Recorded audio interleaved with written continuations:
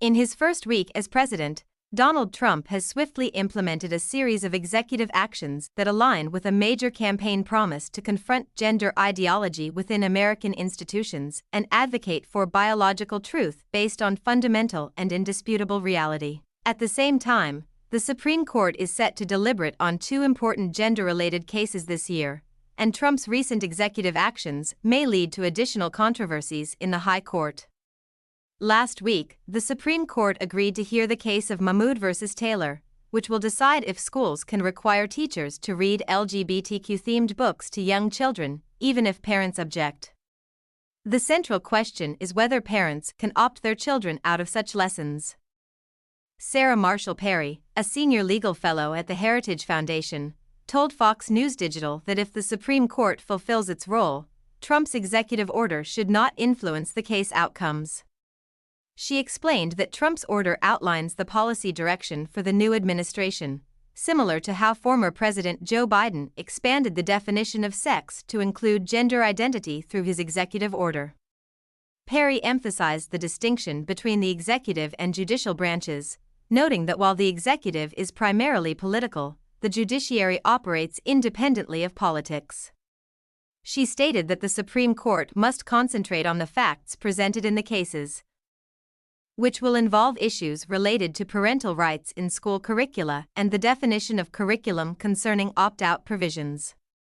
This includes whether medical practices related to transgender individuals violate the Equal Protection Clause. She also asserted that the executive order should not sway the Supreme Court's decisions, insisting that it should have absolutely no bearing on their rulings. In another case, Skrmetti v. U.S., which had oral arguments last year, the court is considering whether the Equal Protection Clause prohibits states from banning medical providers from administering puberty blockers and hormone treatments to minors seeking transgender surgeries. The Biden administration has joined this lawsuit by submitting a petition to the Supreme Court in November 2023. Perry expressed confidence that the American public appreciates having a president who acknowledges biological realities and adheres to civil rights laws. She believes that people will feel supported, especially through the Department of Justice, if these cases reach the Supreme Court. Parents should, and I think will, she concluded. Being engaged is essential to facilitate more legal challenges. Perry remarked, "This election signifies a significant shift, not only politically but also philosophically for many individuals. We have come to realize that America was on the verge of losing its grasp on fundamental concepts like gender identity and the ability to coexist peacefully in a diverse society. Fortunately, we are now witnessing a revival of these long-held, positive principles." On Inauguration Day, Trump signed an executive order titled Defending Women from Gender Ideology Extremism and Restoring Biological Truth to the Federal Government, which asserts that the U.S. will officially recognize only two sexes, male and female, based on unchangeable biological traits.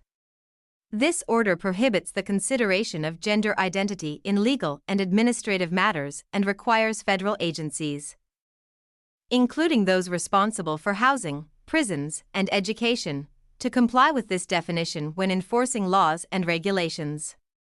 It also mandates revisions to government-issued identification documents, bans the promotion of gender ideology in federal programs, revokes previous executive actions that encouraged gender identity inclusion, and instructs federal agencies to eliminate any guidance or regulations that contradict this new policy.